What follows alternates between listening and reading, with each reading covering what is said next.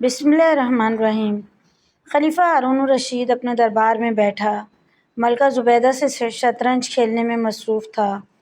بہلول پاس بیٹھے یہ سب کچھ اپنی آنکھوں سے دیکھ رہے تھے کہ اتنے میں چوکیدار نے صدا دی، عالی جاں، ایک مچھلی فروش پیش ہونے کی اجازت چاہتا ہے۔ اجازت ہے؟ خلیفہ نے فوراً اجازت دے دی۔ مچھلی فروش اندر داخل ہوا، کہنے لگا، عالی جاں، میں آپ کے لیے بہت عمدہ مچھلی لے کر حاضر خدمت ہوا ہوں۔ ہارون زبیدہ کی طرف دیکھا اور آہستہ سے کہنے لگا، یہ بیچارہ انعام کی تلاش میں ہمارے لیے مچھلی پکڑ کر لایا ہے، اس کو 4000 درہم دے دیے جائیں تو کیسا رہے گا؟ زبیدہ بولی، نہیں میرے سرتاج، ہرگز نہیں۔ یہ معمولی سا مچھلی فروش اس قابل نہیں کہ اتنی بڑی رقم اس کو انعام میں دے دی جائے۔ اس طرح تو بہت سے لوگ لائن لگا کر کھڑے ہو جائیں گے، پھر تو آپ اپنا سارا خزانہ خالی کر بیٹھیں گے۔ زبیدہ نے کچھ دیر سوچا اور ایک تجویز پیش کی، آپ اس سے پوچھیں کہ یہ مچھلی نر ہے یا مادہ؟ اگر وہ کہے نر ہے تو کہہ دیں نر ہمیں پسند نہیں، اگر کہہ دیں مادہ ہے تو وہ ہم لیں گے نہیں۔ اس طرح وہ مچھلی واپس لے جائے گا اور ہمیں رقم بھی نہیں دینی پڑے گی۔ ہارون کو زبیدہ کی یہ بات کچھ بھلی محسوس ہوئی، مگر بہلول رحمۃ اللہ علیہ بھی یہ باتیں سن رہے تھے۔ انہوں نے بادشاہ سے آہستگی سے کہا، مچھلی فروش بڑی محنت سے آپ کے لیے عمدہ مچھلی پکڑ کر لایا ہے، یہ مناسب نہیں کہ ملکہ کی باتوں میں آ کر اس کو نامراد لٹا دیا جائے۔ مگر بادشاہ نے بہلول کی ایک نہ سنی اور مچھلی فروش سے کہا، اچھا بتاؤ تو یہ مچھلی نر ہے یا مادہ؟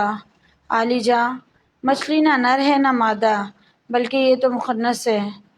ہارون نے جواب سنا تو بے ساختہ ہنس دیا۔ اہل دربار بھی ہنسنے لگے۔ ہمیں تمہاری حاضر جوابی نے متاثر کیا، تمہیں شاہی خزانے سے 4000 درہم انعام میں دیے جاتے ہیں۔ مچھلی فروش درہم لے کر واپس پلٹا ہی تھا کہ ایک درہم زمین پر گر گیا، وہ پکڑنے کے لیے نیچے جھکا ہی تھا کہ زبیدہ پھر ہارون کے کان میں سرگوشی سے بولی، دیکھا عالی جاں، کتنا لالچی انسان ہے یہ مچھلی فروش کہ ایک درہم اگر زمین پر گر گیا تو وہ بھی نہیں چھوڑا، جبکہ باقی سب تو اس کے اپنے پاس ہی تھے نا۔ کیا خبر کوئی اور ضرورت مند وہ درہم اٹھا کر اپنی ضرورت پوری کر لیتا۔ ہارون کو یہ بات بہت کھٹکی اور فوراً مچھلی فروش کو پکڑ کر پیش کرنے کا حکم دے دیا۔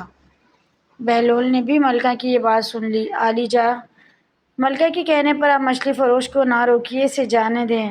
مگر ہارون نے کوئی بات نہ سنی اور مچھلی فروش سے کہنے لگا، اے صیاد، ہمیں تیری یہ حرکت بہت ناگوار گزری کہ تیرے پاس 4000 درہم موجود تھے، پھر بھی تو نے جو ایک درہم نیچے گرا وہ بھی چھوڑنا گوارا نہیں کیا۔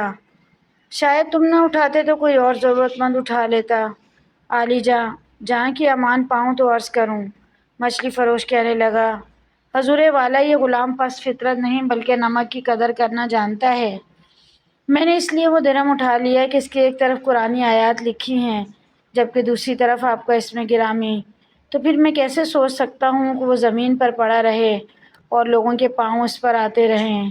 مچھلی فروش کی حاضر دماغی نے سارے دربار کو حیرت میں ڈال دیا۔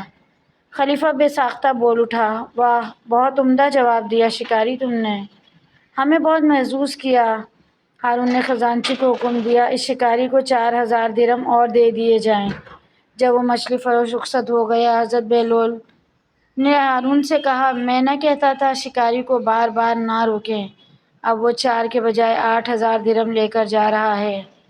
ہارون ہنس دیا، ہاں واقعی ہی مجھے تمہاری بات پر غور کرنا چاہیے تھا۔